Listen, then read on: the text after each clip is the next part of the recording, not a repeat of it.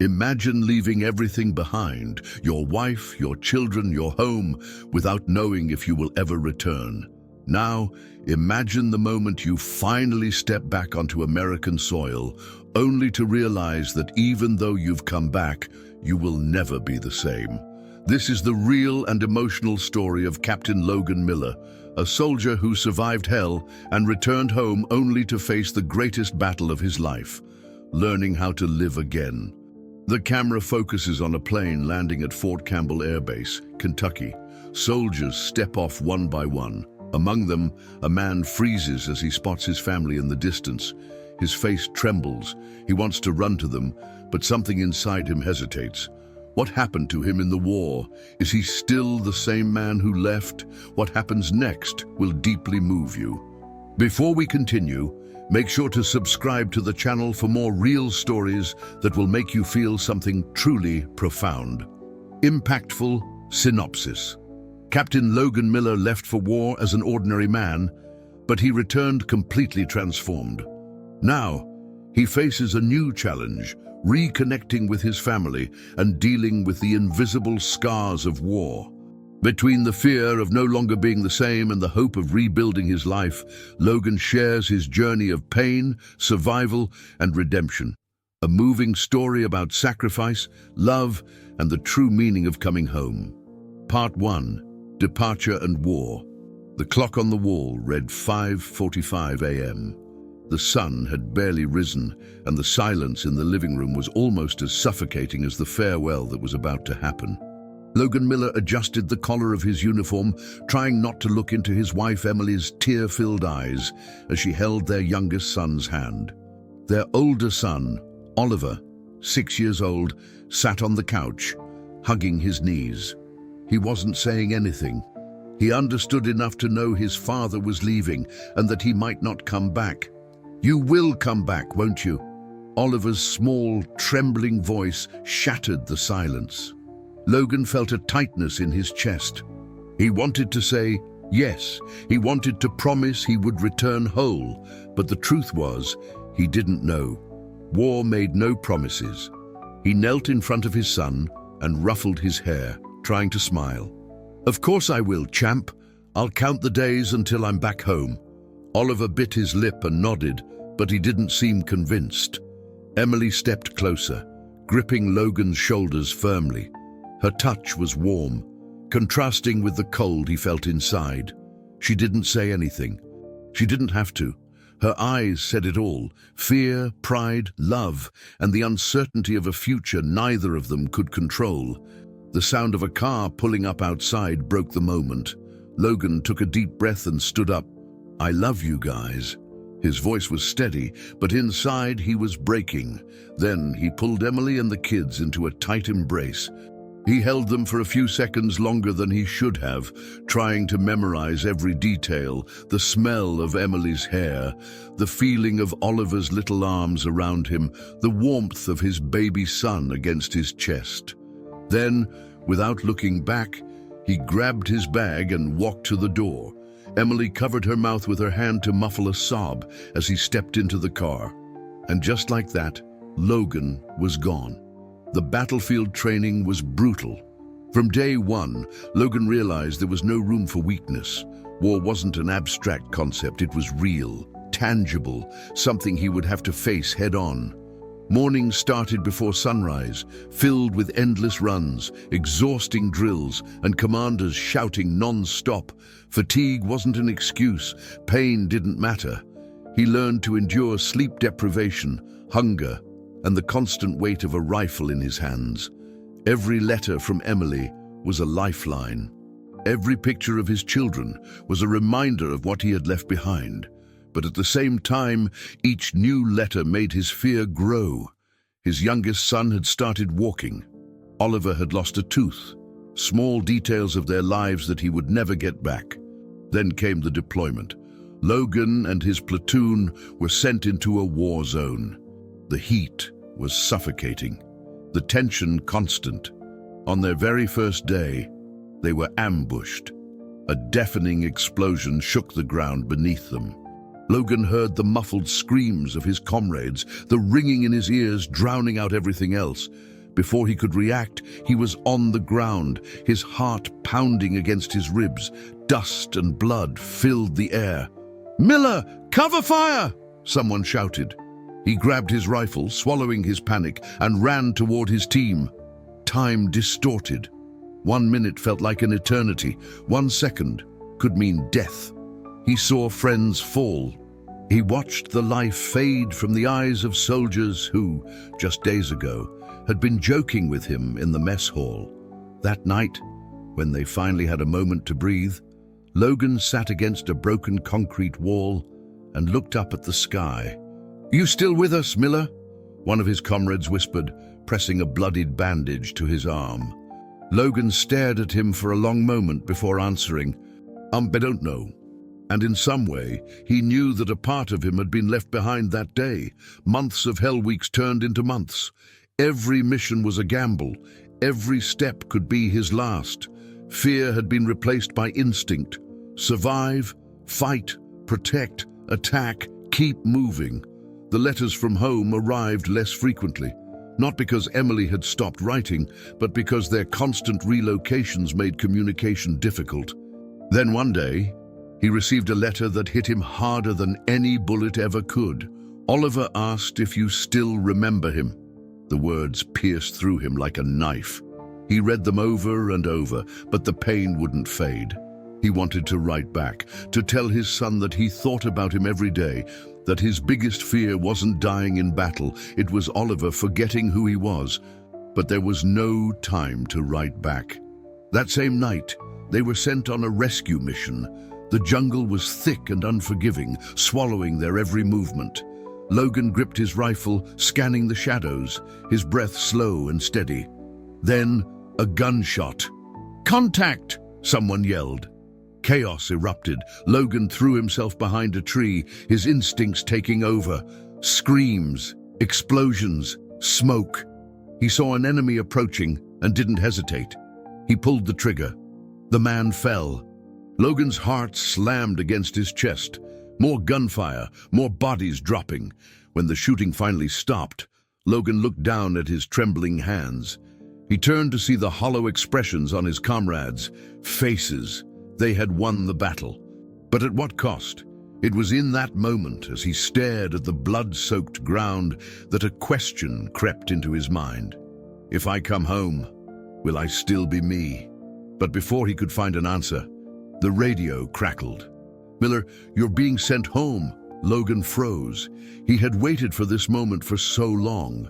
So why didn't he feel relieved? Because deep down, he knew the truth. The war never really ends. It just moves to a different battlefield. Logan sat by the window, gripping the armrest. The sight of the American flag fluttering in the distance should have made him feel safe. It should have meant something. But all he felt was an unsettling emptiness. For months, all he had wanted was this moment, to be home, to hold his wife and kids again. So why did it feel like he didn't belong here anymore? A voice crackled over the intercom, signaling them to disembark. One by one, the soldiers stood, grabbing their bags. Logan hesitated before pushing himself up. As he stepped onto the tarmac, the cool air hit him, contrasting sharply with the heat he had grown used to.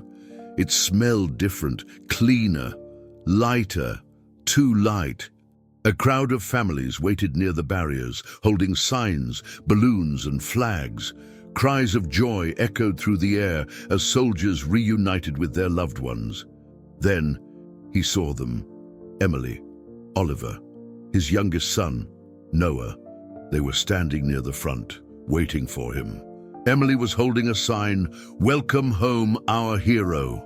His legs locked in place. He should have run to them. He should have swept them into his arms, like the other soldiers were doing with their families. But something inside him hesitated. The war had trained him to react to every threat, every uncertainty. But this was different. Emily saw him first. She ran to him. He let go of his bag, just as she crashed into his chest, wrapping her arms tightly around him. The moment her warmth touched him, A shudder went through his body. "You're home! Oh my God, you're really home!" Her voice cracked as she buried her face in his shoulder. Logan didn't trust his own voice, so he just nodded, pulling her closer. Noah clung to his leg, his tiny hands gripping his pants. Logan bent down and lifted him into his arms, inhaling the baby shampoo scent in his hair. Then he turned to Oliver. His 6-year-old son wasn't running. He wasn't crying with joy like he had imagined.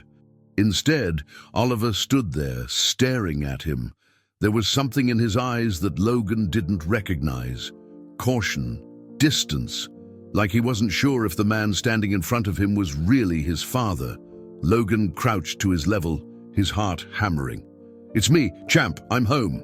Oliver hesitated. Then, finally, he took a slow step forward. Logan opened his arms, and after a long moment, Oliver ran into them. He held his son so tightly he thought he might break. For a brief second, the war disappeared. The fear, the blood, the ghosts, all of it was gone. For a second, he felt like a father again, but deep down, he knew the real battle was only beginning. Adjusting to civilian life, the house smelled just like he remembered. Fresh laundry, brewed coffee, the faint scent of Emily's perfume in the air. Nothing had changed except him. His boots felt too heavy on the wooden floor, his hands too restless. Everything was too quiet. That first night, he barely slept.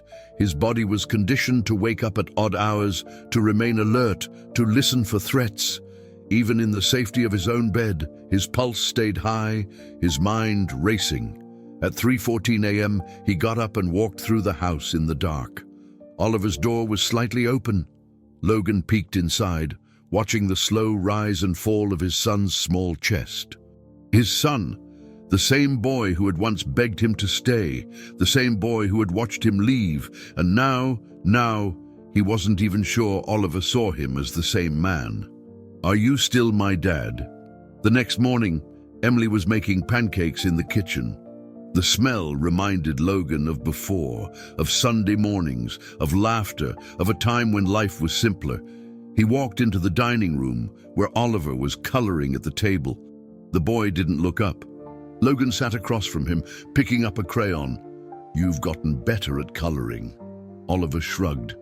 Logan hesitated before speaking again. "You can ask me anything, Champ. I know things are different." Oliver put his crayon down and stared at his father for a long moment.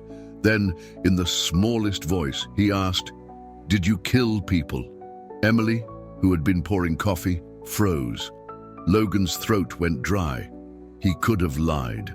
He could have said war was just about strategy, that no one really got hurt, but Oliver wasn't a baby anymore. He deserved the truth. Logan took a slow breath. "I did things to protect my friends, things I had to do." Oliver's brow furrowed. "Are you still my dad?" The question cut through Logan like a blade. Emily turned away, blinking rapidly. Logan looked into Oliver's eyes, searching for the right words. "Am I?" Had the war taken that from him too? Finally, he placed a hand on his son's shoulder. "I will always be your dad, but I'm still learning how to be home again." Oliver studied him for a moment, then picked up his crayon again. Okay, it wasn't much, but it was something. The war that follows you home. The worst part wasn't the conversations. It was the nightmares. Every night, Logan dreamed of gunfire, of fallen soldiers, of mistakes he couldn't undo. One night, the dream was different. He was back in the jungle, alone. The air was thick, the silence unbearable. Then, in the middle of the battlefield, he saw Oliver. "Dad!" Logan tried to run to him, but his legs wouldn't move. Then, a gunshot. Logan jolted awake, his chest heaving. Emily sat up beside him, eyes wide with concern. "Another nightmare!" He nodded, rubbing his face. "Will it ever stop?" Emily took his hand. "You don't have to carry it alone." The next morning, she took him to a veterans support group. At first, he resisted. He didn't want to admit he needed help. But when he stepped into the room and saw the same haunted eyes staring back at him, he knew he wasn't alone. The therapist said something that stuck with him. You survived the war. Now you have to learn how to live after it. The true meaning of strength healing wasn't easy, but slowly, things changed. Logan still had bad nights, but he learned how to talk about them. He started picking Oliver up from school again. He held Emily's hand when they walked outside. One night, as he tucked Noah into bed, Oliver walked in. "Dad?" Logan smiled. "Yeah, champ." Oliver hesitated. Then, for the first time since he had come home, he smiled back. "You're still my dad." Logan's throat tightened. "And you're still my son." For the first time, he believed it. The war had taken a lot, but it hadn't taken everything. If this story moved you, share it with someone who needs to hear it, and don't forget to subscribe for more powerful real-life stories. A story of honor, sacrifice, and hope.